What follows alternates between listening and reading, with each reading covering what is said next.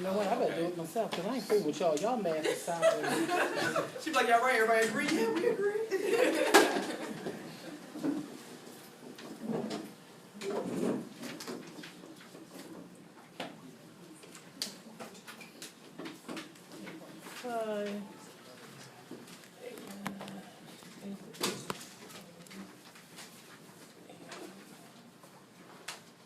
So I want to know billable hours.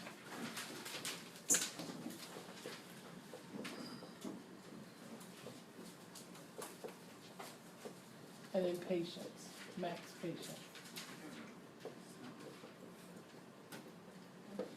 You have two numbers. Don't share.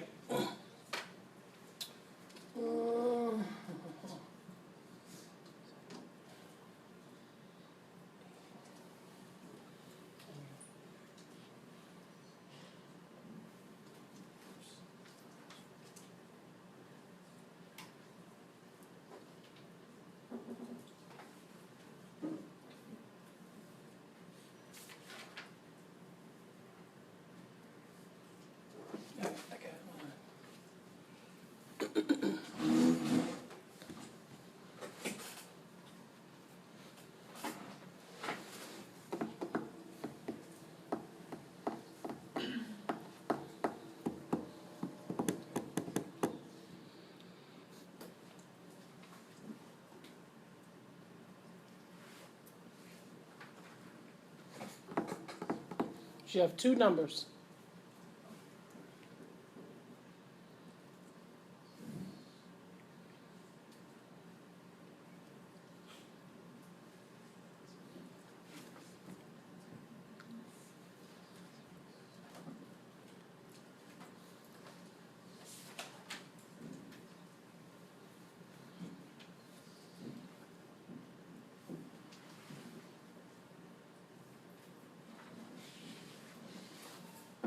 Work on that one.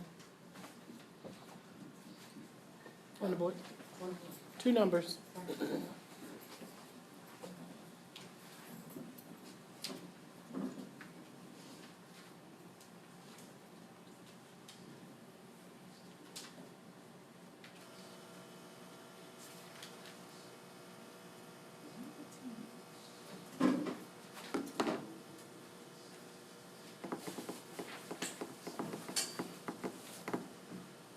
I'm gonna give you one more minute and then we're gonna work it out. If you got your numbers, just hold them.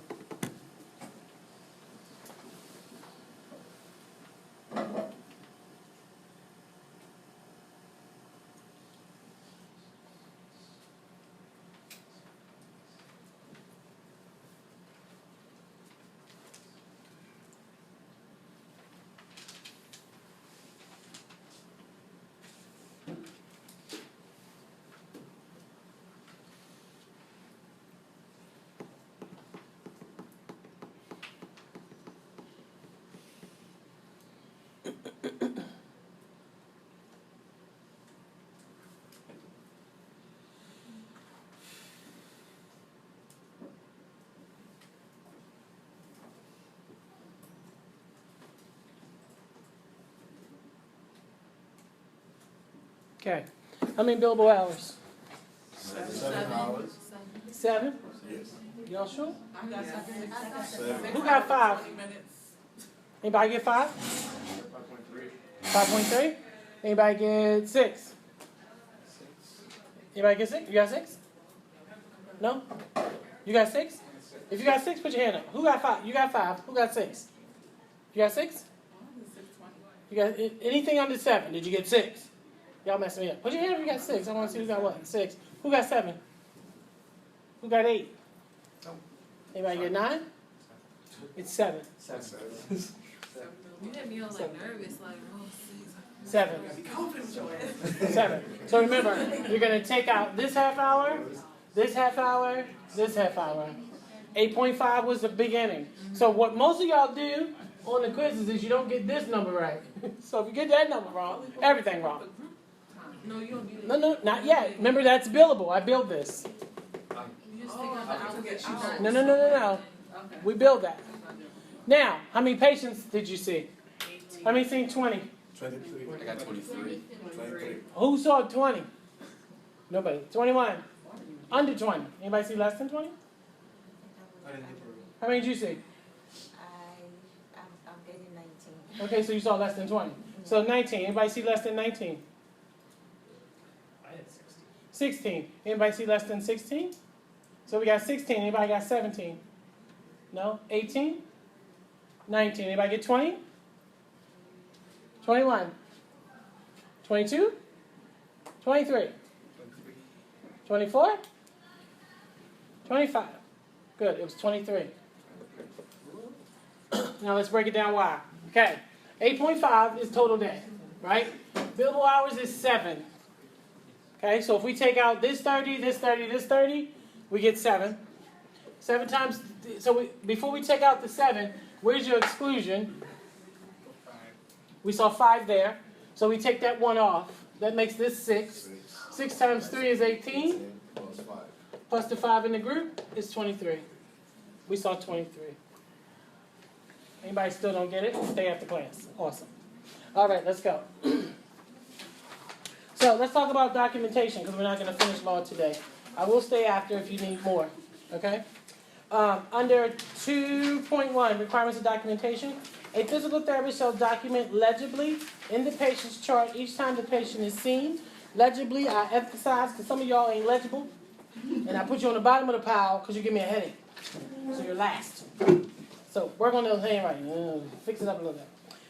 Legibly. The funniest thing, and it wasn't funny, but it was, and it wasn't. You know how it was, but it wasn't, and then it was. I was I took a bunch of students to a proceeding with permission, and the person who was being questioned couldn't read their own note. So they were like, well, tell us, read this line. Well, I think that says, and the lady said, well, did you write this? Yeah, it's mine. I must have been tired. I must have been tired when I wrote that, but I think that's what it says. So make sure, if I can't read it, at least you can read it. Okay, on the initial visit, by including the following information, we as PTAs and anyone who's doing a chart review will know that this is an initial eval. It'll have the date, condition or diagnosis or both for which the physical therapy is being rendered. In our quiz, there was a medical and a PT diagnosis. So some of you missed that. So again, the condition or diagnosis or both. Onset, which we said is the date it started. Any history that is not previously recorded, so what's relevant. Evaluation and results of tests, measurable and objective data. Their interpretation of those tests, goals, modalities or procedures or both used during the initial evaluation, and parameters involved, including the area of the body treated. So I said to the majority of you, especially in my lab, because we did traction practicals together, that those parameters would have been on the eval. You wouldn't be coming up with them on your own. But for practice, to make sure you know what they should be, they weren't there. But by law, they would have been on the eval. Okay? Plan of care, including suggested modalities and procedures or both, number of visits per week, and the number of weeks, as well as the signature title and license number. So when you see onset history and those goals, that lets you know that this is an eval. Okay? Subsequent visits or progress notes or interim notes that we also know they're called will include the following: the date, cancellation or no-show. So remember, if we don't see the patient, we still have to document by law the attempt to treat. Subjective response to previous treatment, so your subjective or your S. Modalities or procedures or both with any changes in parameters involved and the area of the body treated. The objective status, so what we did. Response to current treatment, if any, which is your assessment. Continuation and or changes in the plan of care. Signature title and license number. Although a flow sheet may be initial. So the issue with flow sheets in our law is back in the day for a long time, you could just go in and go check, and initial it. But it doesn't tell us about compensation. It doesn't tell us about level of assist. It doesn't tell us about weights and things like that. So the board came down really hard on flow sheets. And this came because patients were complaining about the care they were getting. So then they said, if you're going to use a flow sheet initially, you still need a signature page. And that flow sheet has to have qualitative information. Like how much assistance, how many reps, you just can't check a box. Okay, so we can still use them. Under reevaluation, by including the following information in the report, which may be in combination with a visit note, and we're going to talk about a visit note, if treated during the same visit, the date, number of treatments since the initial eval or last reeval, so patient was seen 10 out of 10 times with 1 missed visit, or and 10 out of 10 times, or 8 out of 10 with 2 missed visits. How many times did we see them? Reevaluation, tests and measurements of the area of body treated, changes from previous objective findings, so any progress or lack of, interpretation of results, goals met or not met, and why. Why weren't they met? Patient missed 6 out of 8 appointments. Okay? Patient's pain greater than 8 every session. So in other words, pain was so high you couldn't really do much. But why weren't they met? Any updated goals, and then the plan. Updated plan of care, including recommendations for follow-up. So are we going to continue for another month or 2? Are we going to discharge to home? What are we doing? What is the plan? As well as their signature, title, and license number. Discharge, by including the following information in the discharge summary, which may be combined with the final visit note, if seen by the physical therapist on the final visit and written by the PT. It'll have the date, the reason for discharge, objective functional status, so again, where is the patient now, recommendations for follow-up, and signature, title, and license number. Notwithstanding the regulations, a physical therapist may direct a physical therapist assistant to treat the patient on a final visit.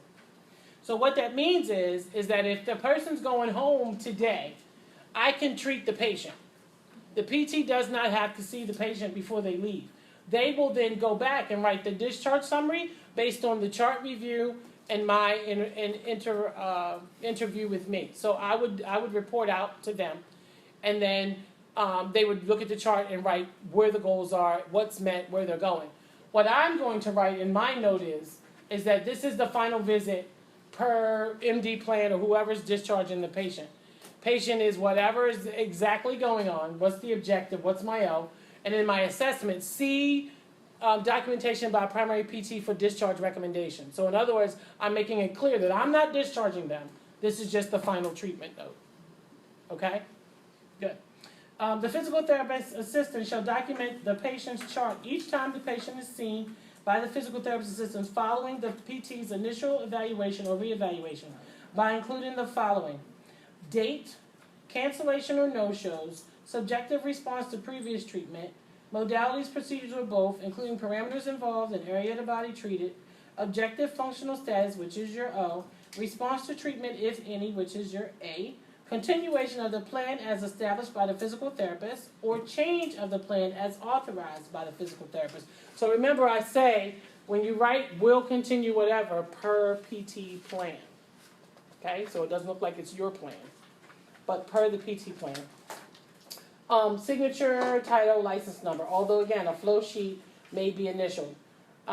Subsequent visits in the same day by the same therapist do not require separate progress notes unless there is a change in the patient's status. I want you to start letter D. And then it says ongoing communication. Both the physical therapist and physical therapist assistant shall document ongoing communication between the physical therapist and physical therapist assistant regarding changes in the patient's status and treatment. What it doesn't talk about there is the co-signature. So let's go back to D first. Subsequent visits. By insurance, you will write different notes. So let's say that I saw Abina at 8 o'clock this morning, and I saw her again at 1 o'clock this afternoon. That is 2 treatment notes. 2 charges, 2 notes. Okay? Now, let's say I saw Abina at 8 o'clock in the gym, and we worked on the mat, and we did some walking, and then we went to the pool from 9 to 10. That is 1 treatment note and 1 charge. So in other words, I saw her for 2 hours, and I document appropriately. Patient seen from 8 to 9 in the gym, 9 to 10 in the pool. So all I did was change clothes and jump in the water. There was no care given between her. Does that make sense? So if the treatments are back to back, you can write them as 1 note. If there's a break in care, they are 2 separate notes. I saw a hand, or did I Yeah, answer? You just did. Okay. Now, on E, where it talks about ongoing communication, what is missing there is the co-signature. So by law, like I said to you, our notes don't have to be co-signed, but if you're smart, you get that signature, especially if it's a change in the plan. If you go to a PT and you ask them to add pool. I want to put my patient in the pool. Can you add hydro to the plan? And Fumi says, oh yeah, sure, Sonia, you can go ahead, you can do the pool. And then I put the person in the pool and it doesn't go well. If he hasn't co-signed that I could put it in the plan, he could very well say, oh, I didn't know you was going to do it today. I thought we were going to look at that together. Oh, I wasn't meaning like right now. Like he could easily backpedal out of that. And the only license on the line at that point is mine. So I don't care if we break bread together and if you're my child's godmother, you still going to sign this paper saying that you added it to the plan. So cover your butts. Get it signed. Okay? Another thing, I had a patient who has a baclofen pump. And I went to the PT while the patient was there and I said, Doc's coming down. He's probably going to change the pump. Mom's reporting a lot of falls. He's sleeping all the time. She thinks the med is too high. She never came back. She said, okay, let me know. She never came back. So I said, okay, fine. I wrote in my note what happened. Doctor came down, decreased pump. Primary PT advised that physician was going to adjust medication. Primary PT made aware of mother's report of falls, blah, blah, blah. Boop, co-sign, file. So by law, she's got to sign my note that she acknowledges that I spoke with her. So next day I come in, she says, oh, I co-signed your note. I'm sorry I didn't come back to you. That's okay. Just wanted to make sure we're all on the same page. So you got to cover yourself. You can't expect somebody else to cover for you. So make sure you get a co-signature. Though it's not legally there, they're going to ask you when you go to court. Okay? All right, let's flip to Title 10, talk about the aid. And then we're going to stop about 5 of to look at our quizzes. Under definition, I'm on 1807 on the bottom. Is what's on the bottom of the page. So in these regulations, the following terms has the meaning indicated. Term defined: physical therapy aid, or AIDE, means a person who performs certain physical therapy duties under the direct supervision of a licensed physical therapist. This individual may be known as a physical therapy technician, rehab technician, athletic trainer, or described in some other similar title. So best practice for you in your mind is, if it's not a PT or a PTA, it's an aide. Or they fall under that supportive personnel. So unless they have a license with a number, they're either an aide or supportive personnel. Doesn't mean if they have a master's in athletic training or whatever degrees, they can have a doctorate in health science, it's still, they're an aide in that department. Okay? Under requirements for supervision, the physical therapy aide shall be under direct supervision of a licensed physical therapist when performing those duties, those physical therapy treatment that an aide is permitted to perform. Exceptions: an aide may, A, perform non-treatment related activities such as secretarial, clerical, and housekeeping duties without direct supervision. So they can do laundry, they can file the charts, they can pull the charts, any non-patient care they can do without a PT.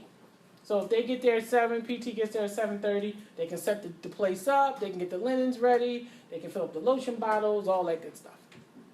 Okay? Performs patient-related activities that do not involve treatment, such as transporting a patient, dressing and undressing a patient, removing and applying assistive and supportive devices without direct supervision. Let me explain. Transporting means the person is sitting in a wheelchair and you push the chair down the hall, you bring them to the therapy gym, and you lock the brakes. It does not mean you put them in the chair. So taking someone from the bed to the chair is a transfer, and it requires supervision. But pushing the chair and transporting them is appropriate.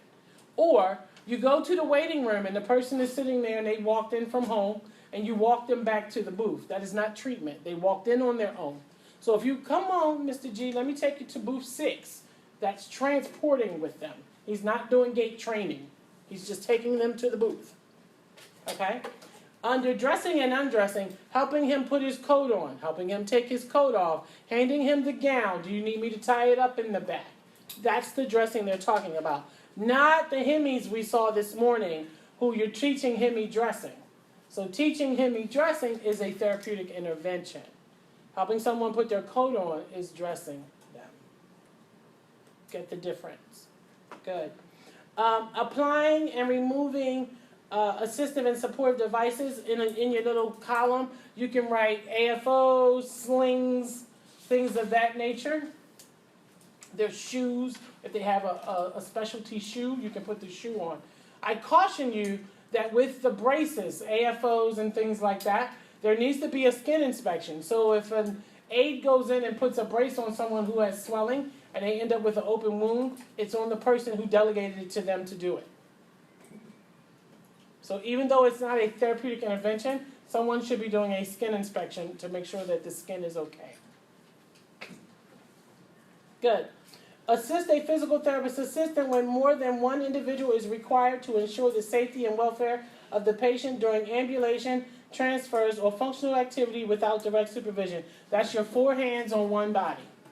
So, bed mobility like we did today. Transfers, taking them from the bed to the chair, from the bed to the gurney. Balance, standing balance, like I showed you last week. If we're doing balancing, I'm the lead, you're the second set of hands. Gait training on level, on the steps. 4 hands, one body. Okay? All right, so those are the only 3 exceptions where direct supervision is not required. In-service training. There shall be documented evidence of sufficient in-service training to ensure safe performance of the duties assigned by the aide. That in-service training is to be performed annually. So once a year. They need to sign off that those aides know what they're doing. Usually it's done during their review. So every year you need to make sure your techs and aides know what they're doing. Activities that may be performed by aides under direct supervision. The following activities may be performed by aides under direct supervision, which means the PT is in the room within normal voice tone and can see them. Assist in the practice, circle practice, of gait and ambulation. Practice means that this person is supervision or independent, and that aide is just walking with them. Come on, G, let's walk down the hall. They want you to walk 6 times. It's not, shift your weight, bring your foot down, fix your heel, push off. If he's got to cue them, that is not practice, that is training. So practice, not training. Okay? Assist in the practice of functional activities. So again, if G is, had his knee done, he's almost ready for discharge, and they want him to do so many squat and retrieve. So in other words, G gonna put down 6. I'm gonna put down 6 cones. G gonna go pick up 6 cones and then come back. That's a functional activity. It's a balance activity. He does it by himself. I'm just making sure ain't no wood on the floor. I'm not telling him what to do. I'm not giving him any real cues. Okay? The practice of transfer. So again, G is getting himself. Maybe he's doing a sit pivot transfer and he's practicing. So again, I'm there watching him, making sure he's safe. But the PT's right next in the next mat, and he's doing the work, and I'm just there as that second set of eyes. Keep my eye on him. If I had to say, move your butt, slide the board in, push over here, that's training. Okay? Assisting routine follow-up of specific circle highlight exercises. So techs should not be adding exercises, taking them off, adding the weight, taking the weight off. So in other words, the therapist writes it out on the card. I want 10 straight leg raises, 20 ankle pumps, 20 short arc quads, and they're going to do those. And you're sitting there, 1, 2, slow down, 3, 4, 10. That's it. If they've got to fix it, align it, change it, they have no business doing those. So anything that you would send them home with, like a home exercise program. Assist in the application of hot and cold packs. So again, they can make it, they can even put it on, but someone should have checked that skin before and after. That skin inspection is going to fall on that therapist. Assist in the procedure of Hubbard tank and Whirlpool. We're going to get to those, I believe it's next week, right, when we do wound care.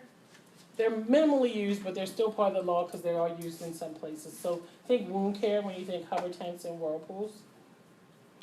Assist in the application of contrast bath. So remember, a contrast bath, we go from hot to cold, back to hot, back to cold, used a lot for edema. So they can have the buckets, they can sit there, okay, 30 seconds, switch to cold. Okay, 30 seconds, switch back to hot. But someone better be coming and doing the girth and doing the skin check. Assist in the application of infrared. We hardly ever see it, but again, in the rare instance that it's there. So infrared is often used for like psoriasis and burn management, skin, to heal the skin. And then assist in the application of paraffin bath. So as long as the PT has done that skin inspection and made sure there's no open areas and that hand is dry, that tech can stand there and count 1, slow down, 2, 10, and put the bag on. Okay, so they can assist. Under prohibited activities, evaluations may not be performed by the aide. Well, I would hope not, because we can't do those. And then treatments other than those listed in this regulation may not be performed by an aide. Anything on there that we know that they can't do, that we don't. What's not there? Traction is not there. What's not there? Goni is not there. Neither is ultrasound. Neither is E-stem. Neither is pelvic traction. Okay, so there are definitely things that are off the table. So it's just this particular list. Under penalty, a physical therapy aide who violates the above regulations shall be considered by the board to be practicing physical therapy in violation of the Maryland Physical Therapy Practice Act, and may be referred to the appropriate state's attorney's office with a recommendation by the board that the physical therapy aide be prosecuted. So in other words, you are practicing without a license. Now, I say this to you to say, even as a student, if you continue to treat and your PT walks out of the room, you're practicing without a license. If you get caught and we send you to the board, you will not get your license. We had that issue happen a few years back with a student who was working as a student in a practice without a PT in the building. We went in, we shut it down, we pulled him out, we took him to the board. She did not get licensed for 3 years. They rejected her 3 years in a row because she was already practicing without a license. It is illegal, and you will get in trouble. Yes. Even if you told them, well, yeah, you're so motivated. That's motivation don't mean nothing. I don't want no surgeon cutting on me who ain't been to school. Or who's still in school. Where the other doctor at? Right. Same thing. So as much as we can take this lightly, you really are practicing without a license. So without that supervision, you have no license to hold. So you can't do it. Now, that being said, please don't tell me what you do at your job, because I don't want to know. Yes. Because then I'm liable. Yes. Wouldn't that be on the instructor, though? On their license? It's on yours, too, because you've been educated. As of today, you are legally required to follow the law. Would the instructor be in trouble, though? Oh, yeah, sure. He says, everybody going down. Please tell me everybody going down. But see, the difference between them and you is they'll probably go on probation. I mean, to be honest, if there's no harm, they'll go on probation. They'll have to go to a law review course. They may have to pay, $2,000 because they acted out. But you will pay dearly. So, like we say to the students when they go to clinic, you just have to remind them, oh, I'm sorry you went to the bathroom, so I just took a little break. You back now? We ready to go. Okay, let's go. Just that's now, I'm not doing that, child. Miss Tony said I come. Don't, you got to go all out. Don't go all out. Just say, would you like me to wait till you come back? Because if you step out, I can't treat. And then, oh, that's right. Go ahead. I'm sorry. I can wait. Hold them accountable. They know. Yes? In reference to the application that might include that, can you ask the tech to do a skin inspection? Like, Can who ask? Like as Me? Yeah. As a the PTA? therapist asks. Can they can ask them to do whatever they want. That's their But license. can, if I ask my tech to do a skin inspection, And you are a who? I'm a PTA. You're a PTA. You can't ask them to do anything. Okay. So if a PT asks a tech to do a skin inspection, can they document that? They can't document. No, can the PT They can document whatever they want. Is it Is it can you legal? do that though? Is it legal? No, not really. It's not ethical either, because you're documenting on work you didn't do. No, I'm saying, can I say, even if I say I didn't do it? Right. So I will tell you right now, I've never in all my years of work, both as a clinician and as a reviewer for the board, seen somebody who said, the tech did all this work and I billed it, amen. I ain't never seen that. When they write the note, they write it as if they did it. Oh, but is it? They don't say it was done under the supervision of it. They don't say that. You know why? Because insurance companies will not pay for it. Insurance companies will only pay for skilled intervention by a skilled clinician. That is why they can assist in the practice. They cannot autonomously do any of that stuff. PT should not be asking me. I ain't got nothing to do with what you do on your job. No, I'm just asking. I'm answering. If they ask me, I should. I don't know what to tell you. I don't know where you work, and I don't know who you're talking about. But I can tell you Technically speaking. that by law, If they say, how was the skin? And you say good, and they document skin inspection unremarkable, and you miss something, and that person is burned, it is there behind. Because what you sign your name to is what you're responsible for. Yeah, that's all I know. Yes. Says the physical therapy aide be prosecuted, but why would they be prosecuted if they don't necessarily know what they're doing is wrong? Because you know what, and I usually don't bring this up till ethics, but you just kind of hit a chord. So I honestly didn't know dogfighting was illegal. I've lived in the United States my whole life. I thought it was mean. I don't know why they do it. I grew up on a farm. You know, animals are, you know, they're my friends. I mean, granted, I ate bacon, but I raised them first. But I did not know dogfighting was illegal. So when the whole Michael Vick thing came down, I'm like, what are people tripping about? I mean, yeah, it was mean, but I didn't know it was illegal. I'm not saying he didn't, but I didn't know that. So until that came out, I was like, what? That's illegal? That's terrible. I didn't know it was illegal. I just thought it was mean. So ignorance is not bliss. Do you understand what I'm saying? So if you walk down the street buckety naked, you can't say, oh, I didn't know that was legal. I was hot. It's illegal. You're going down. So ignorance is not bliss. And I say that to say that it is truly your responsibility to look at the law. Just like now, if the board meets tomorrow or today, because is this the third? No, this is the fourth. Whatever. They met last week. If they change the law and they print it in next month's minutes, I should have looked at those. I'm signing my license saying that I'm going to stay current. So I can't go back to the board and say, y'all changed that? I didn't know y'all changed that. You know what they're going to say? Then you haven't done what you're supposed to do and looked at the Practice Act. So you can't throw your body on the sword and say, I wasn't supposed to do that, because they're going to be like, do you have a license? Well, no. Okay, then you can't do that. It's like pulling teeth. I'm not a dentist, but I ain't supposed to go pull your tooth, but if you ask me, I might pull it. If you give me permission, but I ain't no dentist. So ignorance is not bliss. And that's the first thing they're going to say. And I can tell you, in my years of being around the board and assisting and being active in PT, in the APTA, the techs they've come down hard. When I was a tech, way back in the day, I want to tell you how long it was. We wrote notes in the chart. We issued equipment. We did pre-surgical training on crutches. We did it all.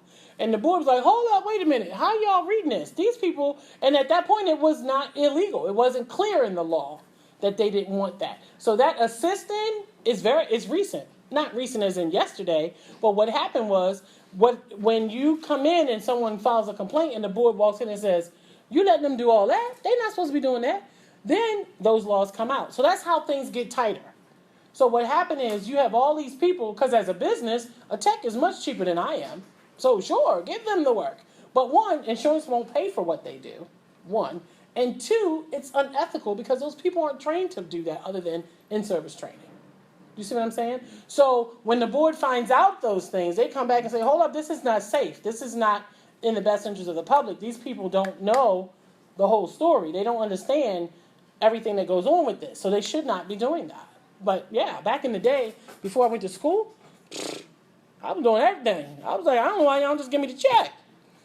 Right. I mean, I did wound care. I would literally take the dressing off, put the person in, dress the thing. The PT might come by, but that was the way it was, and there wasn't clear interpretation. And the board found out, not about us particularly, but just as a whole, how facilities had more aides than anybody. They might have one PT and 17 aides because the aides were doing a lot of work that isn't really what they're supposed to do. So the interpretation gets very clear. So now when they get trained, they are trained on what they can and cannot do. Yes. So that means They're trained. And they're also trained on just this list. Okay? Good. Yes? Just real fast, just to make sure I heard you right, the list, assistant practice subs. So the list is from A to J. And they all say assistant. So autonomously, they are not supposed to be doing anything. Okay.